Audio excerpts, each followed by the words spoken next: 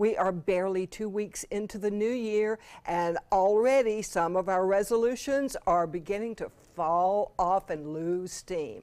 Well, statistics show that about 64% of all resolutions don't make it past the first month.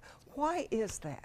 Well, we have therapist Marilyn Pearlman here to help us find out and help us succeed. Boy, do we need you, Marilyn. Thank you. We're getting to that point. Why is it that human beings have so much trouble keeping resolutions? Well, to start with, Linda, most people never really ask the question, do I really want to make the change? And will I make the commitment to make the change?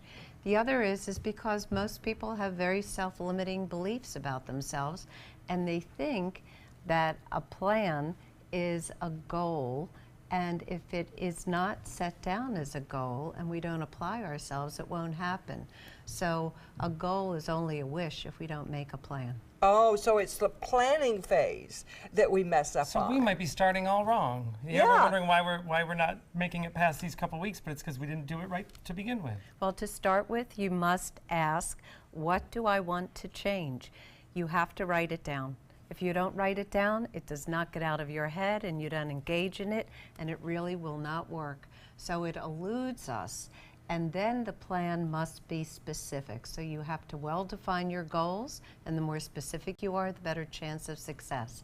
Then you have to prioritize them. So what do I say to myself that I must accomplish by a certain amount of time? What do I really want to accomplish? There are several things that are important to me, and what would be nice that I would like to get done in maybe a year.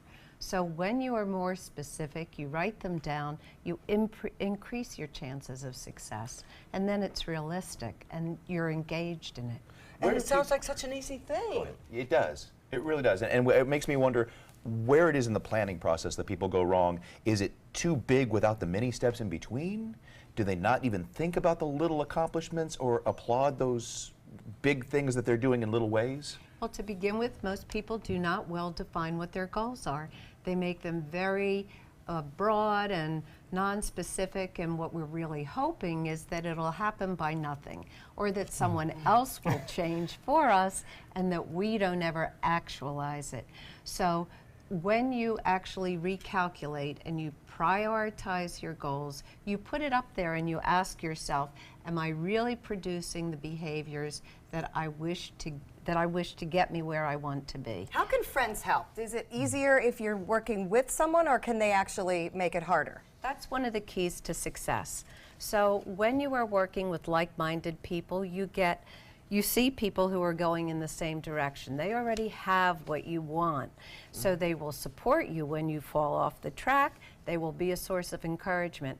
The other is frankly to avoid talking to people and engaging with people who aren't your support network.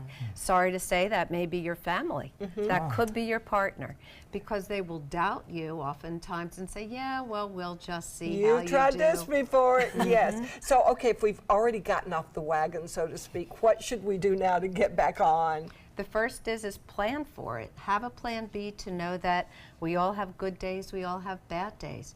The point is when you recalculate to look back at your goals, you'll see that you're headed in the right direction, and you just go, no big deal. Pick yourself up and get back on the track. That has a lot to do with being kind and self-respecting and loving yourself, so that you're saying, I'm headed in the right direction.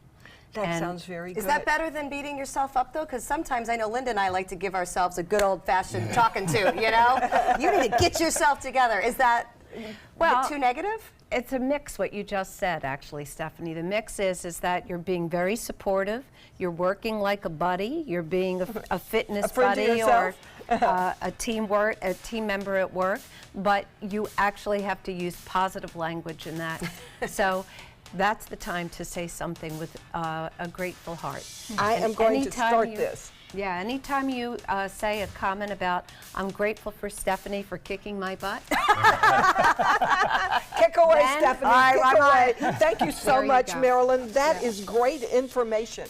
And for more information, you can go to Marilyn's practice website. It's MarilynPearlman.com for more information on this. Very, very helpful. And next, Tim is going to tell us about his fitness routine.